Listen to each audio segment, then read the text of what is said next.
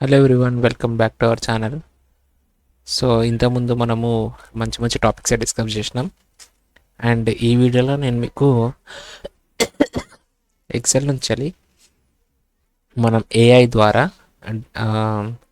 డేటాని ఎనలైజ్ చేయాలి అనేది నేర్చుకుందాం. ఓకే, సో ఇక్కడ మనకు కొంచెం ఒక డేటా సెట్ ఉంది. ఇందులో order ID, date, retail store, product అని కొన్ని డీటెయిల్స్ ఉన్నాయి.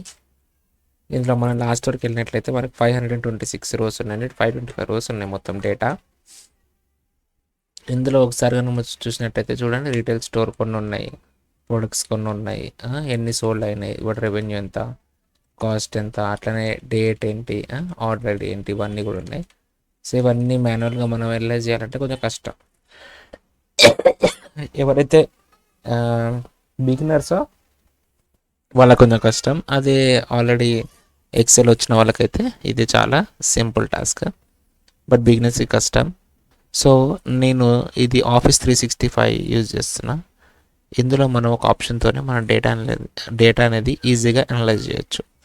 సో అది ఎలా చేయొచ్చు అని అంటే, హోమ్ ట్యాబ్లో మనకి ఇక్కడ అనలైజ్ డేటా అని ఉంది కదా. సో నేను దీన్ని క్లిక్ చేస్తా. ఇప్పుడు ఇక్కడ చూడండి, అనలైజింగ్ డేటా అని పడింది. అండ్ ఇది కొన్ని సజెషన్స్ కూడా ఇచ్చింది. ఓకే,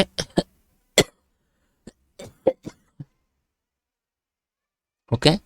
సో ఇది ఆల్రెడీ కొన్ని సజెషన్స్ ఇచ్చింది, బట్ నాకు కావాల్సింది ఇందులో లేకపోవచ్చు. సో దానికోసం నేను ఇక్కడ ఒక క్వశ్చన్ అడుగుతా. What is revenue by retail store? Okay, నాకు రీటైల్ స్టోర్ వైజ్గా రెవెన్యూ ఎంతనో కావాలి. సో ఇక్కడ నేను క్లిక్ ఇచ్చా. చూడండి, మనకి ఇక్కడ రెవెన్యూ బై రీటైల్ స్టోర్ అని మనకి ఒక చార్ట్ రూపంలో వచ్చేసింది. జస్ట్ మనం దీన్ని క్లిక్ చేస్తే చాలు. చూడండి, మనకి డేటా రెడీ అయిపోయింది. సో మనకి 2 వ్యూస్ ఇచ్చింది ఇది. ఫస్ట్ వ్యూ వచ్చేసి డేటా వ్యూ, సెకండ్ వ్యూ వచ్చేసి ఒక గ్రాఫ్ వ్యూ కూడా మనకి ఇవ్వడం అయితే జరిగింది. సో ఇది ప్యూర్ చార్ట్ అనమాట. సో మనంతలో మనం వేయాలనుకుంటే కొంచెం టైం పడుతుంది కదా. సో ఇక్కడ చూడండి, అండ్ గివ్ మీ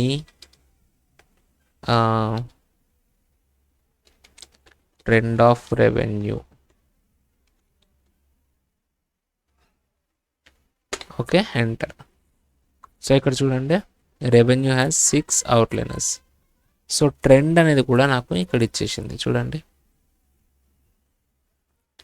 ఈ మనం డ్రా చేసి సర్కిల్స్ వేయాలనుకుంటే మనకు టైం పడుతుంది, బట్ మనకి ఇక్కడ ఆటోమేటిక్గా వచ్చేసింది డేటా అనేది. కరెక్ట్.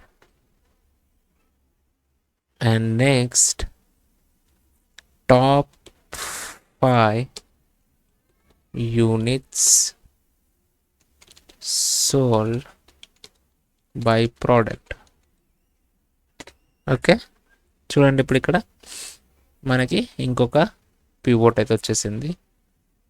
చూసుకున్నట్టయితే ఇవి టాప్ 5 సోల్డ్ ప్రోడక్ట్స్ అనమాట. టాప్ 5 సోల్డ్ ప్రోడక్ట్స్ యూనిట్ వైజ్గా, అంటే ఎక్కువ క్వాంటిటీలో ఏవి సేల్ అయినాయంటే ఇవి సేల్ అయినాయి. సో చూసారా, మనకి ఈజీగా ఒక డేటా అనేది ఈజీగా వచ్చేసింది. అండ్ మనం దీనికి ఇన్సర్ట్లోకి వెళ్ళి ఒక చార్ట్ కూడా తీసుకోవచ్చు ఇట్లా సింపుల్గా. ఓకే, వీటన్నిటిని నేను చూడండి ఇప్పుడు ఇక్కడ కాపీ. ఓకే, అండ్ ఇది కూడా కాపీ.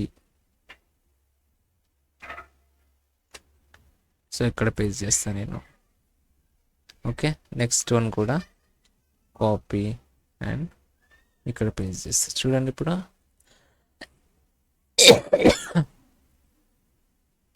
సో మనం ఏం చేయకుండానే ఒక చిన్న డాష్ బోర్డ్ అయితే క్రియేట్ చేసినాం. అది కూడా లెస్ దెన్ 5 మినిట్స్లో.